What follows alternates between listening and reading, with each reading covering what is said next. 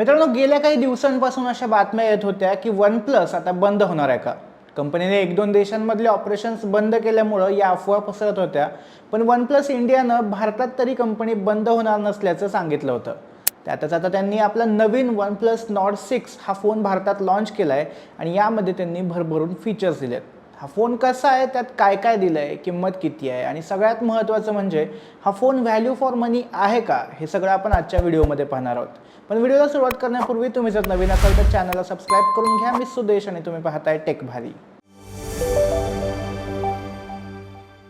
सुरुवात करूया फोनच्या सगळ्यात मोठ्या USP पासून, म्हणजे बॅटरीपासून. या फोनमध्ये तब्बल 9000 mAh एवढी मोठी बॅटरी दिली आहे. आधी अशी बॅटरी रिअलमीने आपल्या एक दोन फोनमध्ये दिली होती, पण बाकी गोष्टींच्या बाबतीत म्हणलं तर ते फोन एकदमच वाईट होते. पण वन प्लसनं तसं नाही केलं. नॉर्ड 6मध्ये मोठ्या बॅटरीसोबतच फास्ट चार्जिंग सपोर्टही दिला आहे. 80 वॉटच्या फास्ट चार्जिंगला ही बॅटरी सपोर्ट करते आणि चांगली गोष्ट ही आहे की चार्जर बॉक्समध्येच मिळतो. वायरलेस चार्जिंग नाही आहे, पण वायर्ड चार्जिंग एवढं फास्ट आहे की दीड तासात फोन पूर्ण चार्ज होईल. आणि 9000 mAh बॅटरी असल्यामुळं नॉर्मल यूज केला तर जवळपास 2 दिवस चार्जिंग आरामात टिकेल. सोबतच या फोनला 27 वॉट रिव्हर्स चार्जिंग सपोर्टही मिळतोय. सो तुम्ही तुमचे बाकीचे डिव्हायसेस किंवा दुसरा फोनही आरामात चार्ज करू शकता. एकूणच एकदम पॉवर हाऊस असा हा फोन आहे. आता डिझाईन आणि बिल्ड क्वालिटी बघूया. नॉर्ड 5च्या तुलनेत डिझाईनमध्ये बराच बदल केला आहे. नॉर्ड 6चे डिझाईन अधिक प्रीमियम आणि बॉक्सी आहे. कॅमेरा मॉड्यूल थोडा स्क्वेअर शेपमध्ये येतो. प्लास्टिक बॅक आहे, पण मिलिटरी ग्रेड प्रोटेक्शन मिळतं. फ्रेश मिंट, पिच ब्लॅक आणि क्विक सिल्वर असे 3 कलर ऑप्शन येतात. मोठी बॅटरी आहे, त्यामुळे फोनचं वजन जरा जास्त आहे, 218 ग्रॅमपर्यंत. पण वेट डिस्ट्रीब्युशन चांगलं असल्यामुळं इन हँड फील चांगला येतो. सेफ्टीच्या बाबतीत आधी सांगितलं तसं मिलिटरी ग्रेड प्रोटेक्शन आहे. सोबतच वॉटर डस्ट रेजिस्टन्ससाठी IP69 रेटिंग मिळाली. सो खाली पडला, पाण्यात पडला, टेन्शन नाही. डिस्प्लेचं म्हणाल तर 6.8 इंच मोठा ॲमोलेड डिस्प्ले मिळतो आणि रिफ्रेश रेट तब्बल 165 हर्ट्ज एवढा आहे. विशेष म्हणजे गेमिंगच्या वेळी देखील हा रिफ्रेश रेट तेवढाच राहतो, पण त्याबद्दल पुढे बोलूयात. पीक ब्राईटनेस 3600 निट्स आहे. सो उन्हात वापरताना काही टेन्शन येत नाही. कलर शार्पनेस सगळंच बेस्ट आहे, त्यामुळे स्क्रोलिंग, मल्टीमीडिया या सगळ्याचा अनुभव चांगला होतो. हॅप्टिक्स चांगले आहेत, सो टायपिंग करतानाही चांगला फील येतो. परफॉर्मन्स आणि गेमिंगकडे येऊया. Qualcomm Snapdragon 8s Gen 4 हा लेटेस्ट चिपसेट मिळतो. केवळ स्ट्रॉंगच नाही तर बॅटरी एफिशियंट असा हा प्रोसेसर आहे. AnTuTu स्कोअर जवळपास 2.5 मिलियन एवढा मोठा मिळतो, जो या प्राईस पॉईंटच्या मानानं चांगलाच आहे. मल्टीटास्किंग आणि हेवी गेमिंगसाठी हा फोन परफेक्ट आहे. LPDDR5X रॅम मिळते आणि UFS 4.1 स्टोरेज मिळतं. सगळ्या बेंचमार्क टेस्ट पॉझिटिव्ह आहेत. CPU आणि GPU परफॉर्मन्स बराच वेळ गेमिंग सेशन नंतरही स्टेबल राहतो.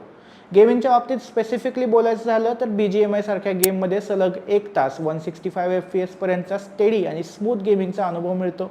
फोन गरम होऊ नये म्हणून मोठं व्हेपर चेंबर कूलिंग सिस्टीमही दिलं आहे. डेडिकेटेड टच रिफ्लेक्स चिप दिल्यामुळं गेमिंग करताना 3200 हर्ट्जपर्यंतचा टच सॅम्पलिंग रेट येतो. सो लॅग अजिबात जाणवत नाही. तसं तर आधीच 9000 mAh एवढी मोठी बॅटरी आहे, सो लॉंग गेमिंग सेशन्स चालू शकतात. पण तरीही सोबतच बायपास चार्जिंगचं फीचरही दिलं आहे, त्यामुळे फोन चार्जिंगला लावूनही आरामात गेम खेळू शकता. सॉफ्टवेअरचं म्हणाल तर Android 16वर आधारित Oxygen OS 16 out of the box मिळते. चांगली OS आहे. थोडेफार फर्स्ट पार्टी आणि थर्ड पार्टी ॲप्स येतात, पण अनइन्स्टॉल करायचा पर्याय आहे. सोबतच यात Google Gemini AI इंटिग्रेशन आहे, त्यामुळे real time translation, AI writer, AI scanner असे फीचर्स तुम्ही वापरू शकता. स्क्रीनवरची माहिती सेव्ह करण्यासाठी माइंडस्पेस फीचरही मिळतं. आणि सगळ्यात महत्त्वाचं म्हणजे 4 वर्षांचे OS आणि 6 वर्षांचे सिक्युरिटी अपडेट्स कंपनीने प्रॉमिस केलेत. सो लॉंग टर्म यूजसाठी परफेक्ट असा हा फोन आहे. कॅमेऱ्याच्या बाबतीत बोलायचं झालं तर काही चांगलं काही वाईट असं आहे. 50 मेगापिक्सेलचा मेन कॅमेरा दिला आहे, ज्यात सोनीचा लाईटिया सेन्सर आहे आणि ड्युअल ॲक्सिस OIS दिला आहे. दुसरा अल्ट्रा वाईड कॅमेरा मात्र 8 मेगापिक्सेलचाच आहे. त्यात मस्त कॉस्ट कटिंग केलं आहे. मेन कॅमेऱ्याने 4K व्हिडिओ रेकॉर्ड करता येतात आणि OIS आहे, त्यामुळं चालत चालत रेकॉर्ड केलेले व्हिडिओही स्टेबल येतात. पुढच्या बाजूला 32 मेगापिक्सेलचा कॅमेरा दिला आहे. नॉर्ड 5मध्ये 50 मेगापिक्सेलचा होता आय गेस. सो इथे थोडं डाऊनग्रेड वाटतं, पण फोटो आणि व्हिडिओ चांगले येतात. आता मेन मुद्दा किंमत. 8GB रॅम आणि 256GB स्टोरेज व्हेरियंटची किंमत 39,000 रुपये एवढी आहे. हाच बेस व्हेरियंट असणार आहे. तर 12GB रॅम आणि 256GB स्टोरेज व्हेरियंटची किंमत 42,000 रुपये आहे. या प्राईस पॉईंटला खरं तर हा फोन थोडा महाग वाटतो, पण सध्या लॉन्च ऑफरमध्ये ठराविक कार्ड्सवर 3000 रुपयांचा डिस्काउंट मिळतोय. सो बेस व्हेरियंट 36,000 रुपयांनी बसेल.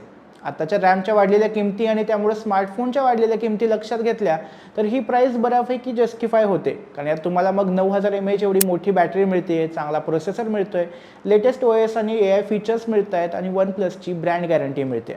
अर्थात कॅमेरा जर तुमची प्रायोरिटी असेल, स्पेशली फ्रंट कॅमेरा, तर मात्र तुम्ही हा फोन टाळू शकता. पण बाकी एकूण मस्त पॅकेज आहे. एकूणच सध्या एकीकडे सगळ्या कंपन्या स्मार्टफोनच्या किमती वाढवत असताना OnePlusने बऱ्यापैकी किंमत आणि फीचर्स मॅच करायचा प्रयत्न केला आहे. कॅमेरा आणखी चांगला असता आणि वायरलेस चार्जिंग सपोर्ट असतं तर हा परफेक्ट फोन ठरला असता. बाकी या फोनबद्दल तुम्हाला काय वाटतं? तुमची मतं आम्हाला कमेंटमध्ये नक्की सांगा आणि टेक भारीच्या यूट्यूब चॅनलला सबस्क्राईब करायला विसरू नका.